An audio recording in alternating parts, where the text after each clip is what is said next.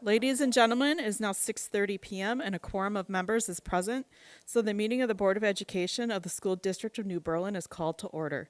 Please call the roll. Ms. Crosby? Mr. Helmer? Ms. Connick? Here. Mr. Kurth? Ms. Schultz? Here. Mr. Seidel? Here. Ms. Wanjuchak? Here. Mr. Helmer let me know he would not be attending this evening. He's out of town.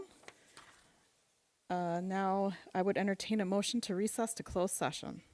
Madam President, I move to recess into closed sessions pursuant to Section 19.85, 1C, E, and F of the Wisconsin statutes to consider A, the approval of closed session minutes of December 5th, B, the employment services report, C, the Ike Soccer Field naming rights agreement.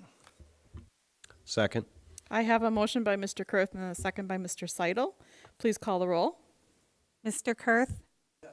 Mr. Seidel? Yes. Ms. Crosby? Yes. Ms. Connick? Yes. Ms. Schultz? Yes. Ms. Wanjuchak? Yes. We are moving into closed session and return to open session around 7 o'clock.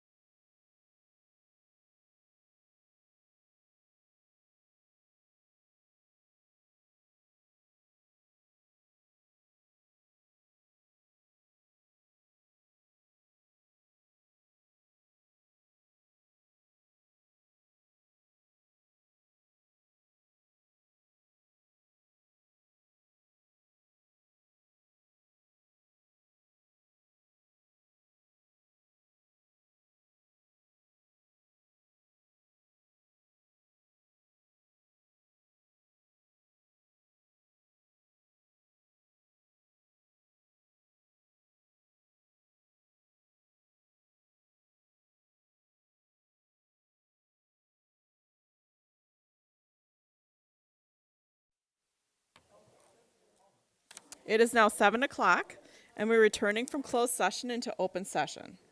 In recognition of the serious and important nature of our efforts here, we will join in the Pledge of Allegiance to the flag. For all those who are able, please rise.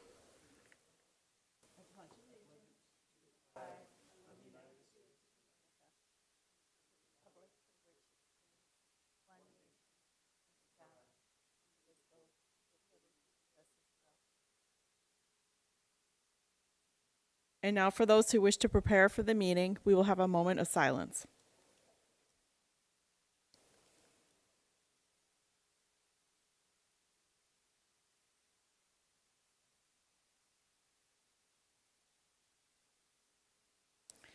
This is a public meeting of the Board of Education. Prior to this meeting, notice was given to the public last Friday by providing the agenda to the City Library. The agenda was also posted on the district website. A copy of the agenda was forwarded to the Journal-Sentinel, the Waukesha Freeman, and the Waukesha Now, all of which have filed requests for all public notices. Up first is recognitions, and we have our Eisenhower Girls Soccer 2022 State Champion Team and also the Eisenhower Boys Soccer 2022 State Champion Team. Yeah, I'd like to invite our Athletic and Activities Director, Kevin Fitzgerald, to please come up.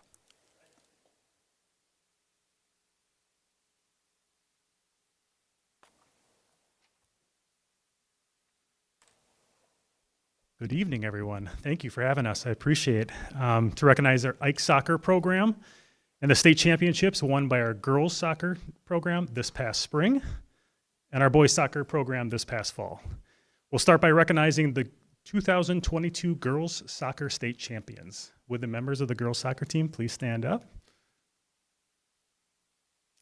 The team standing in front of you were the varsity team members on a team that finished 23-2-1 with a schedule that included many of the top teams in the state.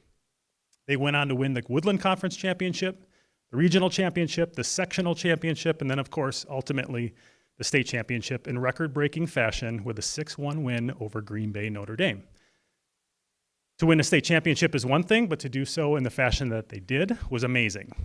This team was led by 5 incredibly strong seniors: Alex Nuneg, Taylor Rinzel, Lauren Hernandez, Jenna Dorthorst, and Susan McConovic. During their 4-year career, they spent their entire career ranked in the top 10 of the state each of those weeks. These seniors were part of a program that won 2 conference titles, 3 regional titles, 2 sectional titles, and of course a state championship. And this, of course, was done without a 2020 season that was canceled by the WIA. There's no way that they would accomplish all they did without that senior leadership.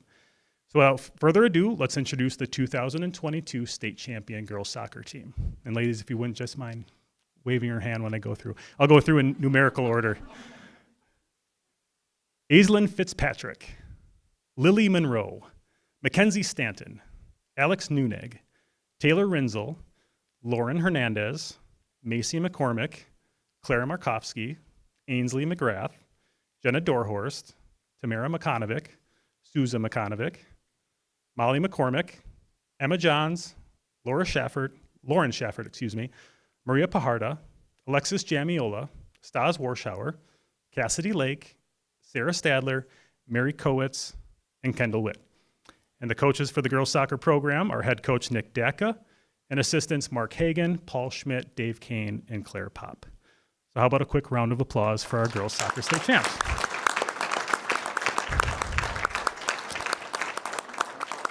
The members of this program will share a bond that will last a lifetime, and it's my hope in 10, 20, 30 years from now they remain connected and always appreciate the special season that they put together this past spring. And I hope that they're proud of the impact that their state run has already had on Eisenhower. All ships rise with the high tide, and I don't think it's a fluke that our boys soccer team had the confidence and the determination to win their first state championship this past fall. Our boys program has had front row seats to watch our girls program accomplish their goals and what it took for them to do so. So if we could have our boys soccer team please stand up. Oh, you didn't. Like our girls in the spring, the Eisenhower boys soccer program had a historic year, spending the entire year ranked in the top 5 of the state, and much of the year ranked as either the number 1 or the number 2 team ranked in the state. The team standing in front of you are the varsity team members on a team that went 16-4-3, having played one of the toughest schedules in the state, much like their counterparts on the girls' side. They won the Woodland Conference Championship, the Regional Championship, the Sectional Championship, and ultimately the State Championship with a 1-0 win over the same team, Green Bay Notre Dame. This year's team is led by senior captains Alex Schmidt and Simon Featherston, and seniors Josiah Barwick, Will Markovsky, Kevin Liu, Luke Kwasinski, and Alex Dimitopoulos. This senior class has seen unprecedented success for the boys soccer program in their 4-year careers. For the past 4 years, the Ike boys soccer team has been ranked in the top 10 every single week for those 4 years. They earned 2 conference titles, 3 regional titles, and of course, the 2022 state title. So before I hand it over to Coach Dacka, who's going to speak a little bit more in depth about these 2 historic seasons, I'll introduce the 2022 state champion boys soccer team, again in numerical order. Daniel Wu, Sam Batchelor, Josiah Barwick, Ami Scott, Cole Pleka, Will Markovsky, Jacob Kaldor, Jack Bretzman, Dima Aleknovic, Alex Schmidt, Kevin Liu, Simon Featherston, Luke Kwasinski, Luke Bockerman, Jack Pulowski, Ari Namani, Keegan Taddick, Cole Klebenstein, Caden Ryan, and Ben Fuhr. Coaches were the exact same staff, -1, head coach Nick Dacka, assistants Mark Hagan, Paul Schmidt, and Dave Kane. How about a round of applause for our 2022 boys soccer team? All right, Coach, I'm going to need you to come up here. Coach Dacka. Before I hand it over to Coach Dacka, I want to point out a few recognitions that this guy has received. After the girls' season, Coach Dacka was named the WI Division III Coach of the Year. Then, he was selected as the statewide Coach of the Year for all divisions. This made him eligible to be considered for the National Coach of the Year honor by the NFHS. And just recently, Coach Dacka received word from the NFHS that he was named the Coach of the Year for the Central Region of the United States of America. And that obviously leaves him eligible to win the national award as well. And that was just for this past spring season. As for the boys season in the fall, Coach Dacka was also named the WI Division III Coach of the Year for boys soccer, was also named the statewide Coach of the Year for all divisions, and we haven't yet gotten word from the NFHS whether or not he's a finalist for the National Coach of the Year. So how about a round of applause for our Coach of the Year, Nick Dacka.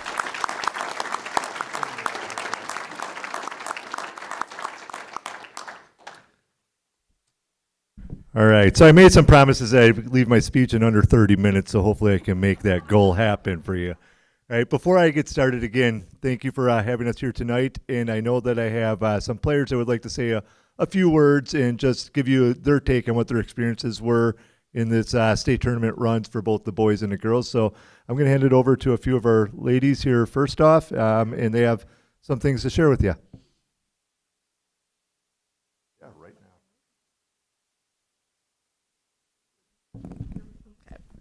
Thank you for recognizing us here tonight. It is truly an honor to be standing here talking to everyone about our experience at the state tournament. I'm sure I speak for everyone when I say that we could not have done this without the hard work and dedication of our team and coaches. The student body, community, and administration also played a huge role in making this experience so memorable. The night of the state championship, it was really special to have such a large number of students in attendance showing their school spirit and cheering us on. I'm glad that this team could unite students in order to show our school spirit in an event that none of us will forget. New Berlin is known for our unified community. Throughout the duration of the season, that unity was a driving force to our team's success. Even when the Ike vs. West game rolls around, we all know how to have some fun and rally together for a charity every year. With our parents and fans by our side, every victory was more celebrated and with love and created memories that will last us all a lifetime. We are beyond thankful for the love and support the city of New Berlin has continued to show us every year, and we cannot wait for this upcoming season. While we commemorate we had the opportunity to commemorate the win with all our friends and family last week at the banner ceremony. We are excited to celebrate with the school board tonight and recognize Eisenhower's great administration that helped us along the way. We thank Mr. Fitzgerald for showing strong leadership during our season and for continuing to find fun ways to help us celebrate the victory. We have 3 great principals, Mr. Buckley, Mr. Gemignani, and Mrs. Springer. Eisenhower is lucky to have principals so devoted to not only our academics but also celebrating the pride of Ike through supporting sports and clubs.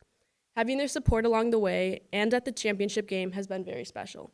And lastly, we want to thank Mr. Garza, His overall leadership of the school and athletic programs has been greatly appreciated. Our school motto is Expect Excellence, and we have worked hard to achieve that goal by bringing home the first state victory. Thank you for helping us make history.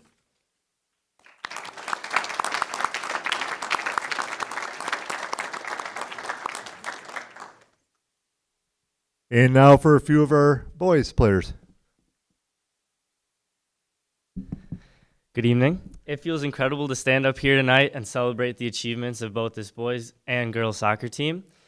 This past season, this boys team, I don't think a single person would have expected us to have achieved everything that we did. And it was a really special and memorable season for every single one of us. Thanks to all of the effort and energy from these boys months before the season and the support of our coaches, our fans, our friends, and our family throughout the season, especially from our community. During the state tournament, we had the opportunity to have the police and fire department give us a very gracious send-off, and we really appreciate the support this New Berlin community has given all of us, and it really made this state run very memorable.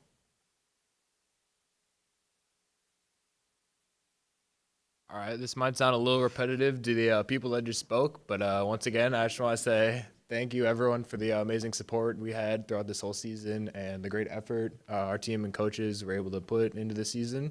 And the result we got from it was amazing, and it was an experience of a lifetime. And we just want to say thank you for everyone for doing your best job and making history here at the school.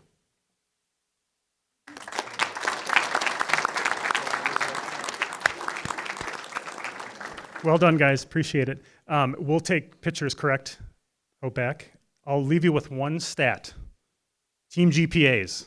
Anyone want to hedge a bet on who had the highest team GPA? Oh, it was the ladies. But a very impressive 3.87 on the girls' side, 3.83 on the boys' side. So wonderful job taking care of their business. Motivation for next year. Thank you. Thank you. All right, real quick, we do have some gifts for the board members, so the players are going to hand those out. If we could get that, we can't leave here without giving you guys or showing some appreciation there. And we have enough for everybody that's at the front tables here. So, yeah, the only thing that I want to really say in closing here is, like everybody said, the support has been overwhelming. I think that it's an understatement to say that this was a magical 2022 for New Berlin Eisenhower and New Berlin Eisenhower soccer. As coaches, I mean, we can only dream about years like this and the successes that came, right? But we got to really live it firsthand. And like everybody, I want to thank the administration of the school, the players that we have here. It was truly, truly, truly a community effort. And I never really felt like there was sides of the street, would it be Eisenhower or West. I felt like everybody came together when we got to those points in our seasons, whether it be with the boys or the girls. And I felt like everybody was there, everybody was engaged, and everybody was a part of it. And the way that, I mean, like I said, the school opened up their arms and the students were there. It was just a very, very fun, positive atmosphere to be proud of. And as a coach, given everything that, you know, Mr. Fitzgerald went over, I couldn't be more proud of the players that I had the opportunity to coach this year. I couldn't be more proud of their parents, their families, my family, everybody that was invested in the season. I think it's a true testament that if you put in the work, the effort, the energy, you have the right attitude, you can achieve just about anything. And the lessons that they learned this year, although it was able to achieve success on the field, I'm sure it's going to help them achieve success well beyond their playing days here and their school days here at Eisenhower. So, like I said, as a coach and as a community, I think that we have to be proud of what these young ladies and gentlemen did, because I mean, we brought, as far as I'm concerned, we brought a community together, right? We brought a school together. I mean, the school spirit is loud and proud here at New Berlin Eisenhower, and hopefully we can just keep steamrolling and, you know, winning as many as we can. And I never really felt like there was not people engaged in it, even when I was working at Poplar Creek and all that, just the excitement of the kids there, right? Just knowing that we were playing for something, and I think that it makes it feel that much more special. So again, I'm very, very proud of our teams, our administration, and everything that has to do with it. And I'm not going to take up any more of your time, right? Just thank you much for having us here tonight, and hopefully we see you again in a few months.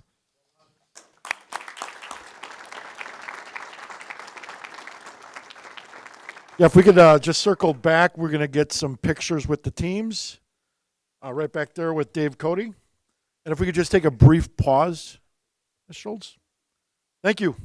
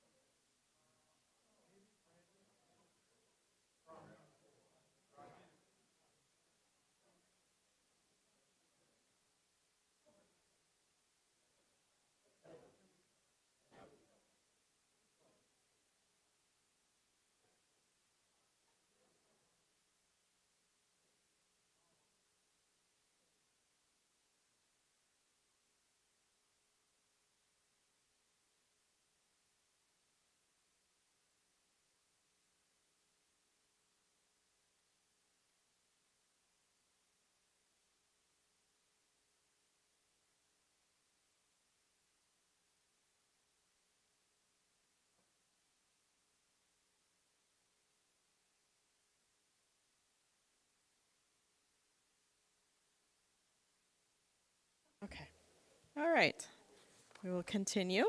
Up next is privilege of the floor, but do we have any speakers? We don't have any speakers. Okay, and then we have president's message. Don't have anything this evening, just welcoming everybody back after the holidays, and we're off to a nice new year. And then we have our administrative team report. Do we have our secondary student report today? Okay. Or did you want to do the superintendent first? We can go ahead. Okay. Angelina unfortunately could not be here, so she pre-recorded her message to the board. Good evening. Students and faculty are back in school after a long winter break and are prepped to get back into learning to prepare for the upcoming mid-year exams taking place at the end of January. Students in sociology classes are studying social stratifications in society and were brought with the challenge to break a social norm in public. This project allowed many students to break out of their comfort zone and get creative, in which students were having a formal dinner in the cafeteria or students deciding to dress up in full suits to school. In Employability 1, HR professionals from around the surrounding community joined us and held mock interviews with the students after all their hard work building resumes, writing cover letters, and owning interpersonal skills so they can be ready for the real world.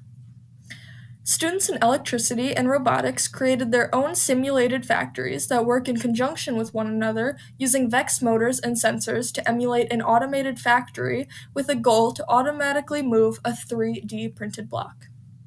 8th grade students in Ms. Kabalowski's social studies class participated in a Bill of Rights escape room where students worked together while deciphering clues about the Bill of Rights and ended in a whole class discussion learning about our amendments. The Marquette University Neuroscience Department came to West and shared human brains with our 8th grade students to match up with them in the human body unit. After students took the ACT in November, scores were released and junior Angel Chow scored a perfect score of 36, in which she was the first to achieve a perfect score at West in over 8. 5 students, Connor Hedden, Madison Buig, Larry Nussbaum, Christian Arredondo, and Nolan Jeldon, received the Viking Way Award for being outstanding students, showing constant respect, empathy, and care for those around them. As a way to part for winter break, the school was like our annual door decorating contest, Winter Spirit Week, the academic decathlon bake sale, and Chambers Choir caroling around the school. Chambers Choir also took a trip to Poplar Creek and Orchard Lane to sing to the elementary students, and finished their journey singing at Linden Grove Nursery Home. The New Berlin Blitz robotics team were selling laser cut and engraved ornaments for $3 each that the students handmade themselves. The United Boys Swim team competed at Wauwatosa East Invitational, where they earned a second place, and the Brown Deer Invitational, where they took a strong first place, showing off all their hard work. This past week, we held the first Vike Night of 2023, where our New Berlin United Wrestling team faced Wisconsin Lutheran, defeating them with a final score of 53-24 in a packed house full of excitement. The New Berlin West Poms and Dance team held their very first annual dance invitational on this past Saturday from 8 a.m. to 4 p.m. in the field house, with teams from all over the area attending and students from different honor society throughout the school helping to volunteer. And finally, our boys and girls basketball teams competed against Eisenhower, where our boys had an intense game, but unfortunately were defeated with a final score of 49-57. Our Lady Vikings had a great game, exceeding the competition with a final score of 67-34, and senior Rachel Schultz breaking the school record for the most rebounds and also becoming the all-time leading scorer for NBW girls basketball. Thank you.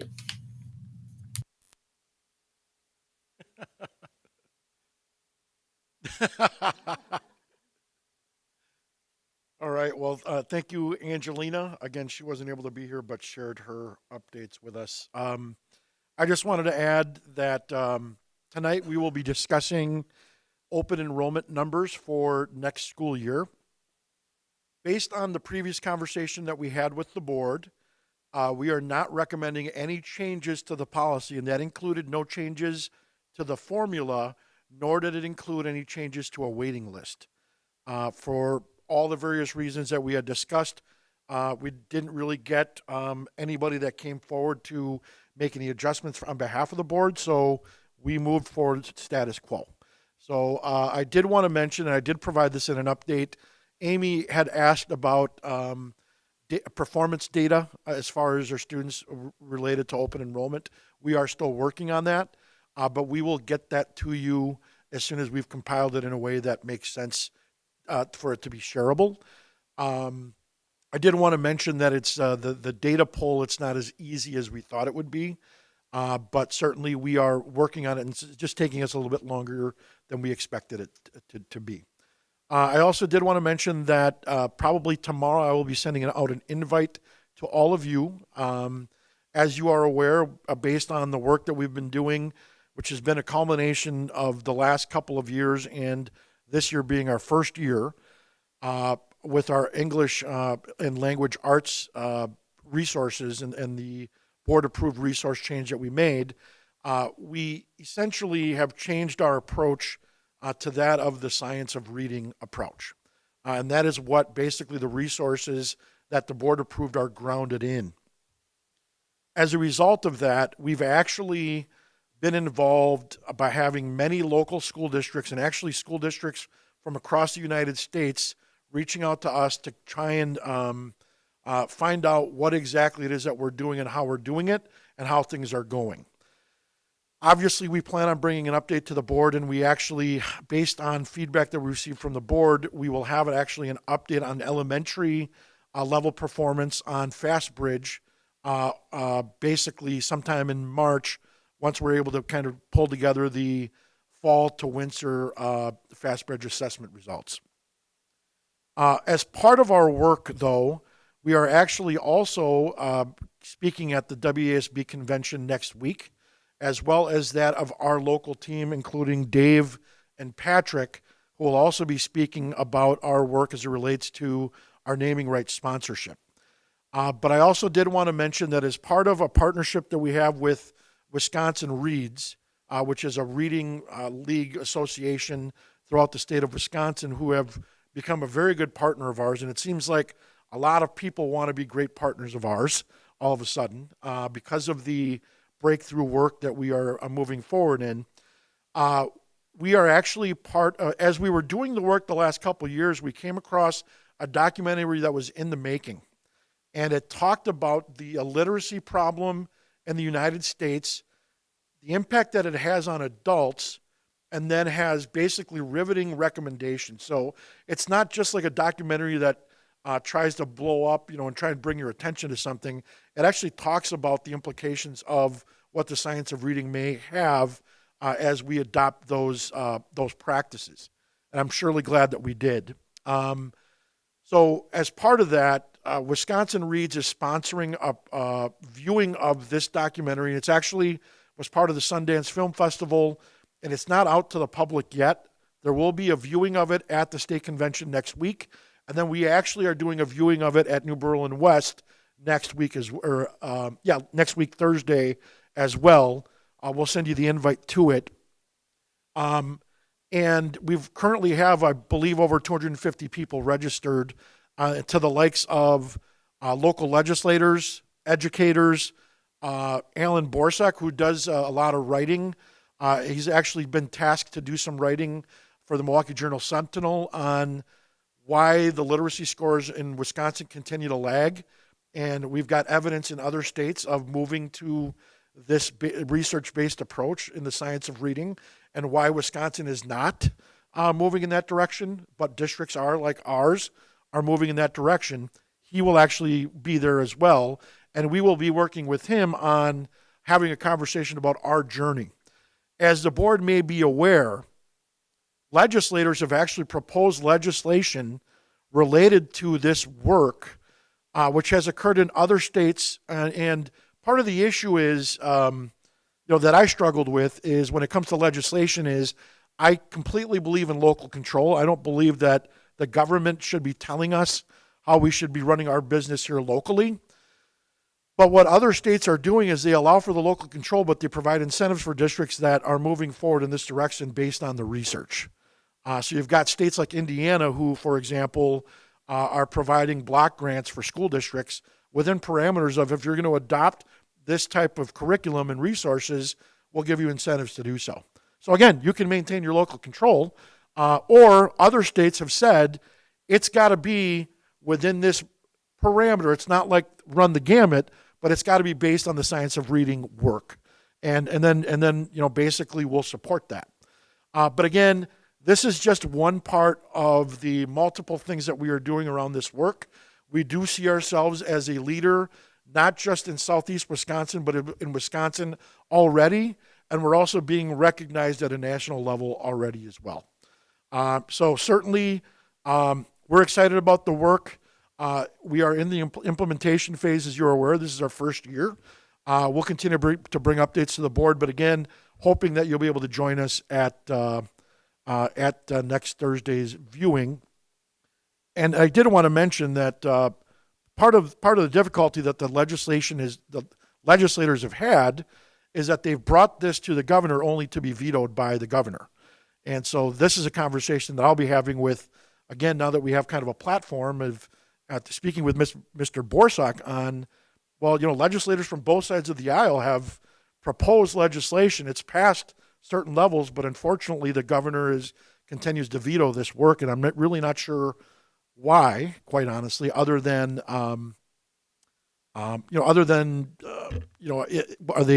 is it one of these things where it's another, but if it's not a mandate other than suggestions or parameters to work within, because sometimes, I would agree with a lot of people that if legislators are forcing us to do something and not giving us any money to do it with, then that's one thing.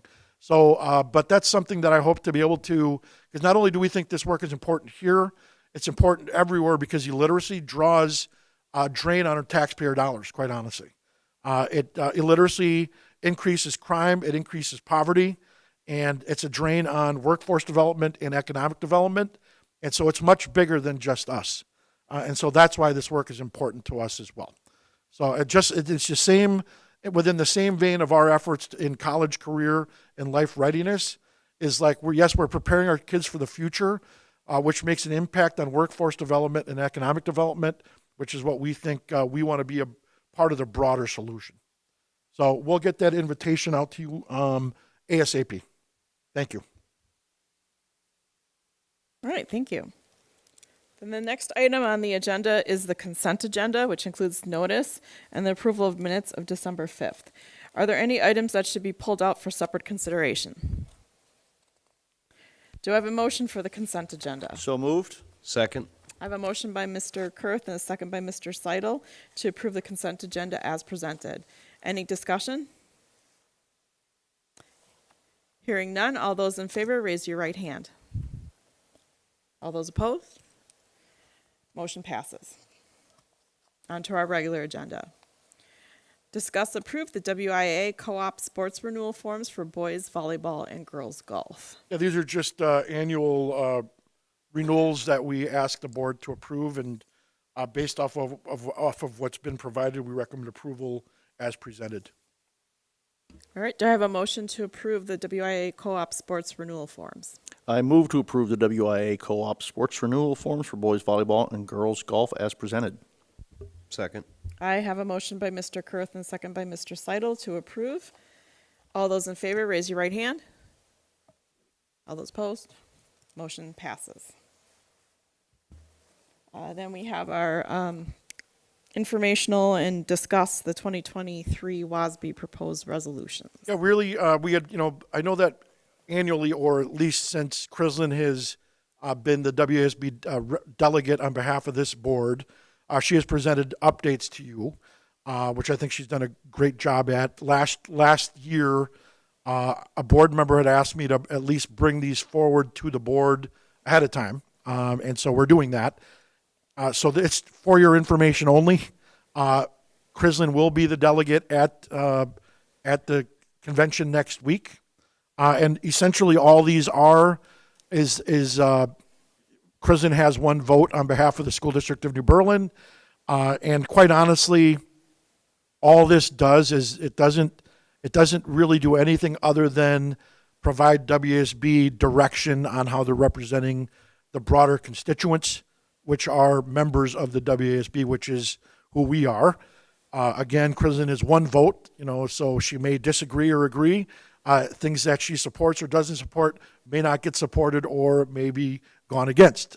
So really, this is informational to the board. Kristen, anything else to add to that? I mean, it's... Yeah, that's a good framework, Joe. So the only thing I'd add to that is, so if any members on this board have particular thoughts on any of those resolutions, please send them to me before the convention so that I can represent them appropriately as far as our district is concerned. And then when these resolutions are, I mean, I don't want to say they're meaningless because they're not meaningless. They are supposed to give direction to WASB. WASB is a,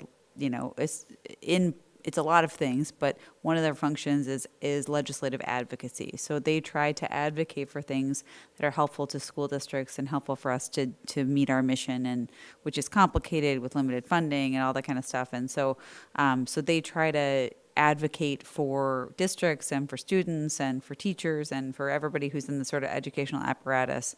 And that's what these resolutions are supposed to do. They're supposed to guide them on what they're doing in the coming term.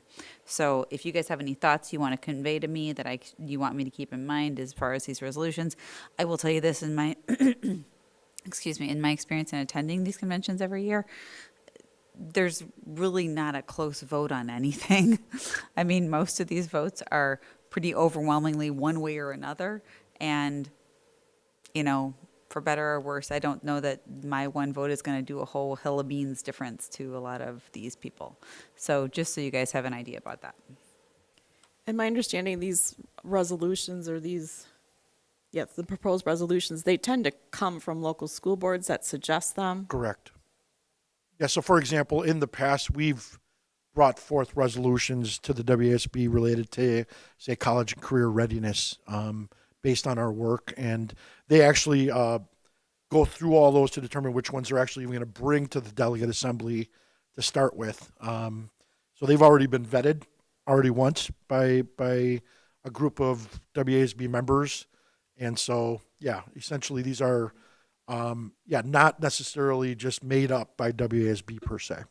Yeah, and most of them are, the vast majority of them are submitted by local school districts. Correct. So they're boards, like we could submit resolutions or whatever, and then it goes to the resolution committee of WASB. They vet it. They decide which resolutions to bring forward, because they just can't bring forward all of them. It's just not. And sometimes, in some years, what they'll do if they get if there's a hot topic, correct, they'll consolidate some of those resolutions into one, right, so that people, and then they seek the consent of the people who have submitted them, and then they present one resolution instead of 7 dealing with the same thing, so that all these districts can have their communal kind of thoughts represented. So.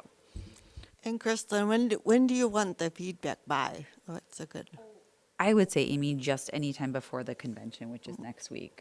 Next Thursday? Or? I think it's Wednesday. I think the delegate assembly is Wednesday. Yeah, okay. Wednesday. It's on my calendar. Okay, yeah. so Yeah. by Tuesday. So, by Tuesday would be fine. Okay. It's not, and honestly, I'm going to be sitting there and, watching my stuff. So if something really pressing comes forward, I'm sure I'll get it. So, yeah. Thank you.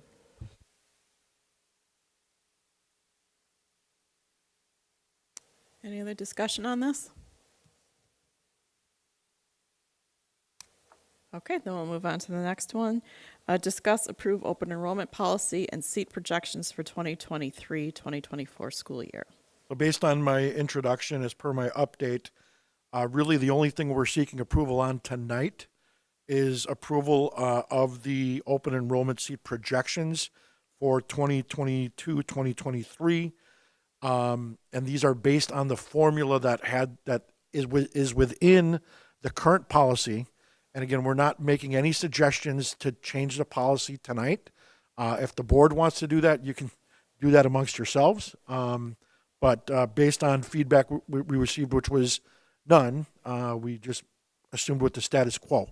I did also just want to mention to you that the way that the policy is worded, we do continue to see an influx of students coming in through open enrollment based on what you have in your policy, which is siblings automatically get tossed into the mix. If a kid is accepted, their siblings are also, we have a spot for them. And then we also have an exemption for kids that are currently enrolled. So for example, if I'm currently enrolled in the school district of New Berlin, my family decides to move to Muskego, based on the way that our policy is worded, I can stay in the school district of New Berlin. So for example, since we've started this kind of startup 4 years ago, we went from 25 students that were open enrolled in to 68 students 2 years ago to 77 students this year. So even though we don't have any seats available, we continue to grow in open enrollment in students, which I think is what the idea that the board wanted, that you gradually grow as needed. And based on the way things are status quo with the policy, it is naturally doing that. So, and then again, I also just want to mention that because we have 0 seats available based on the formula, regular ed seats, we also then would have no special education seats available. So we are recommending approval of the seat projections for the 2023-2024 school year as presented. Do I have a motion? So moved. I have a motion by Mr. Seidel, a second by Ms. Crosby. Any discussion? All right, then all those in favor, raise your right hand. Motion passes. And then we have action items discussed in closed session. And if we could, just as a recommendation board reminder, both items that were discussed in closed session, if we could have them be approved in open session, that would be great. Yes. So we have 2 of them. Who has the first one? Okay. Oh, thank you. Move to approve the employment services report as presented.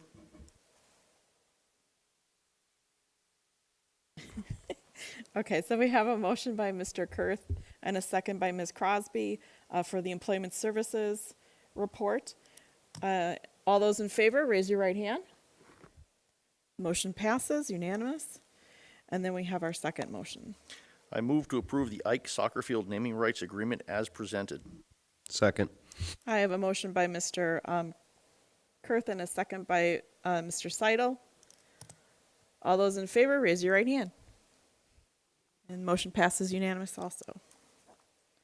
We have our future meetings and dates. Board meetings are generally held the second and fourth Mondays, beginning at 7:00 p.m. in the Eisenhower Commons, unless noted otherwise, and we do have a few coming up that are not at Eisenhower. Monday, January 23rd, 7:00 will be at Elmwood Elementary. We're also going to have a personnel committee meeting. It was tentatively scheduled for that evening, but I believe it's going to be rescheduled at probably near that in the upcoming weeks. So just watch the notices for that. And then there's a regular board meeting, February 13th, 7:00 p.m. at Orchard Lane Elementary. And then February 27th, there is also a meeting at 7:00.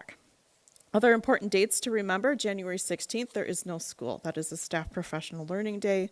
And January 20th is the end of the second quarter. All right, do I have a motion to adjourn? Second. I have a motion by Mr. Kurth and a second by Mr. Seidel to adjourn. All those in favor, raise your right hand. Motion passes. This meeting is adjourned.